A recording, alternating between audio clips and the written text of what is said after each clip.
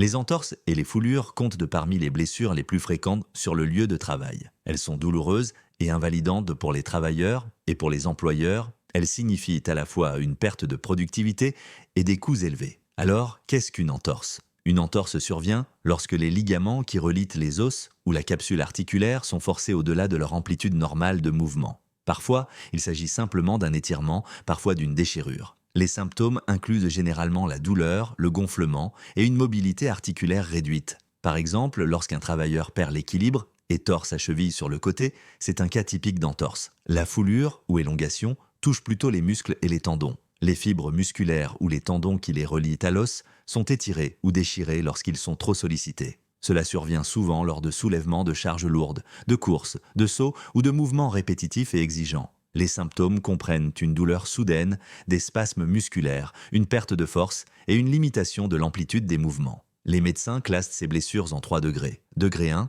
étirement léger ou petite déchirure. Guérit généralement en quelques jours. La formule GRI-CE, repos, glace, compression, élévation, favorise une récupération rapide. Degré 2, déchirure partielle plus grave. Dans ce cas, l'utilisation de l'articulation ou du muscle devient très difficile. La guérison peut prendre plusieurs semaines et nécessite parfois une immobilisation. Degré 3, déchirure complète. La perte de fonction est très importante. Dans la plupart des cas, une immobilisation est nécessaire et une intervention chirurgicale peut être inévitable. Alors, comment prévenir ces blessures? Tout d'abord, réduisez ou éliminez autant que possible les tâches de levage, descente, poussée, traction et transport. Ou utilisez des aides mécaniques. Planifiez le travail avant de commencer. Évaluez le poids, la forme et la stabilité de la charge et choisissez la méthode la plus sûre. Comme les sportifs, échauffez et étirez vos muscles avant de commencer un travail pénible. Cette petite préparation fait une grande différence.